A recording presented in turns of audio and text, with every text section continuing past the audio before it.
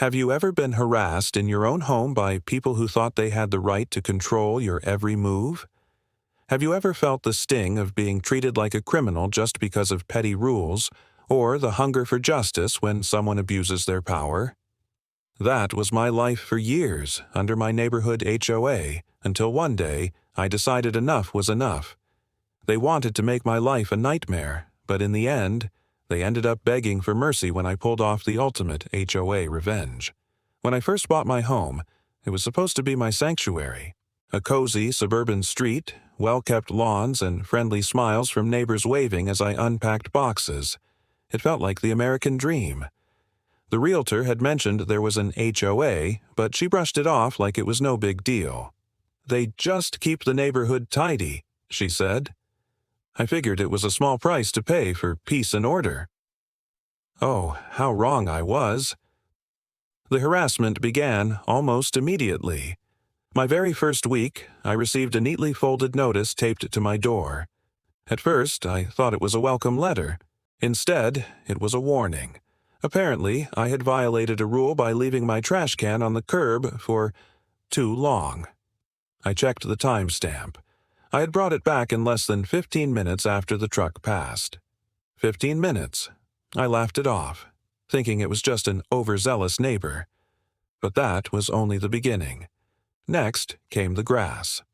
My lawn, freshly mowed 2 days prior, was measured with a ruler, literally a ruler, by the HOA president herself.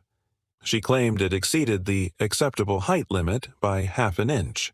I thought it was a joke, but a week later, a $50 fine showed up in my mailbox. I remember standing there, letter in hand, my blood boiling. $50 for grass that was too tall? At first, I convinced myself not to make waves. I told myself, just comply, it's easier than fighting. But as the weeks turned into months, the harassment grew relentless. My mailbox was not regulation height. My front door color was too bold. My dog barked too loudly.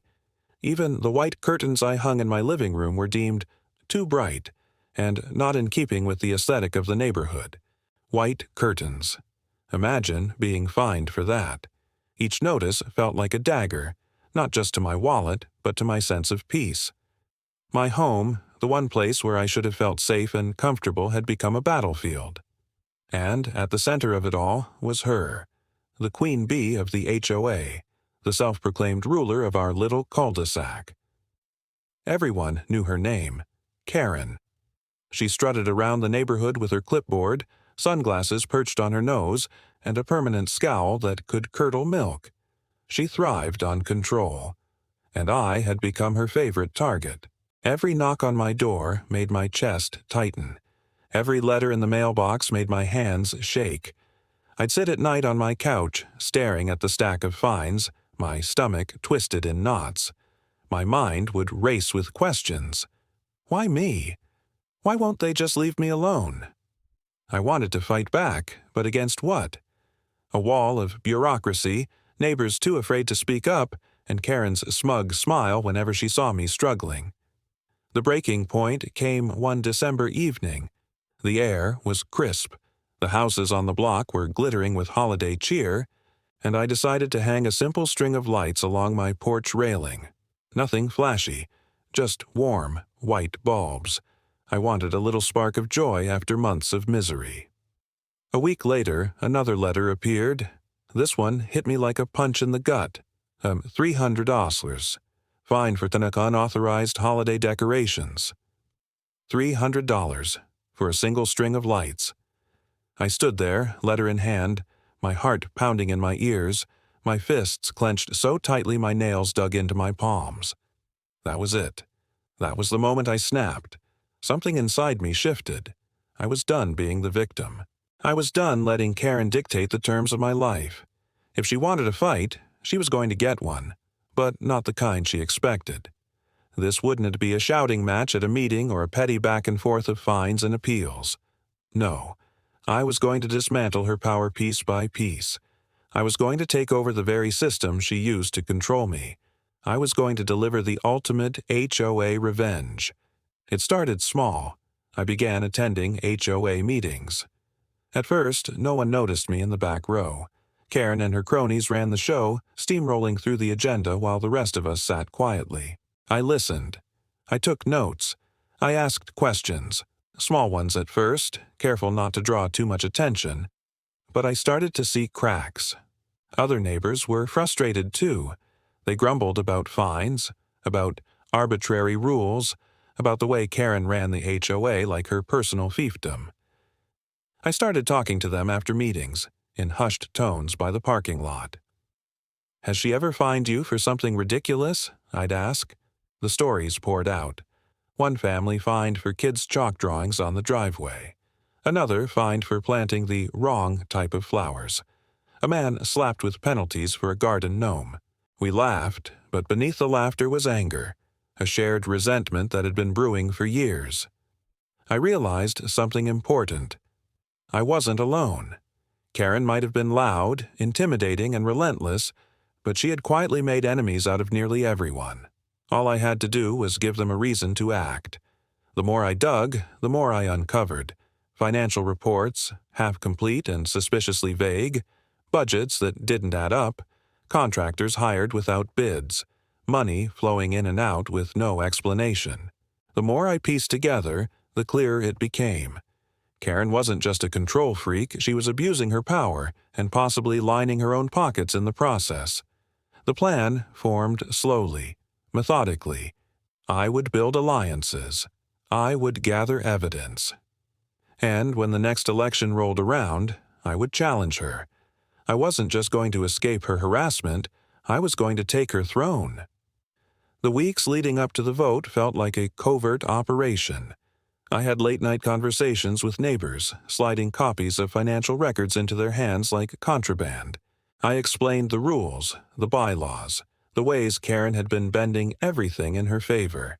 And little by little, the tide turned. People who had been too afraid to speak up began to see me as a leader, someone willing to stand up to her bullying. Karen, of course, noticed. She tried to intimidate me, showing up at my house with her clipboard, smirking as she scribbled down violations. She fined me for weeds in my backyard. There weren't any. She fined me for loud noise when I wasn't even home. Each notice was another spark to the fire in my chest. Instead of breaking me, it hardened my resolve. The night of the election finally arrived. The community center buzzed with tension. Neighbors shuffled in, whispering among themselves, while Karen stood at the front of the room with her usual smug smile, confident she'd win again. She glanced at me like I was a joke, like I didn't stand a chance. But when the ballots were counted, the room erupted in gasps. Karen's smile faltered. Her face drained of color. The results were clear. I had won, and not just by a hair. It was a landslide. In that moment, every sleepless night, every clenched fist, every moment of humiliation was worth it. The woman who had harassed me for years, who had tried to break me, now had to watch as I stood at the front of the room and accepted the role of HOA president. The tables had turned, but the true revenge was yet to come. At my very first meeting as president, I looked across the table at Karen, now just another homeowner with no authority. I cleared my throat and announced that our first order of business would be a full audit of the association's finances. The room fell silent. Karen's eyes widened. Her lips trembled as she stammered objections, but no one listened. The vote passed unanimously. Within weeks, the audit revealed what many of us suspected: mismanaged funds, unauthorized expenses, money missing with no explanation. The evidence was undeniable. Karen, once the queen of the neighborhood, was now a disgraced figure, forced to resign in shame. She slinked away, her clipboard gone, her power stripped. And me? I didn't stop there. I rewrote the rules to be fair, transparent, and reasonable. No more fines for chalk drawings. No more penalties for lawn height. No more harassment over curtain colors. The HOA became what it was supposed to be, a group that served the community, not controlled it. For the first time in years, the neighborhood felt like home again. Looking back, I realize this wasn't just about HOA harassment or HOA revenge. It was about standing up to bullies who hide behind rules and authority. It was about reclaiming my peace and proving that even the biggest tyrants can fall when people unite against them. And let me tell you, justice doesn't always come quickly. But when it does, when you finally see the look on your tormentor's face as their empire crumbles, it's sweeter than anything you can imagine.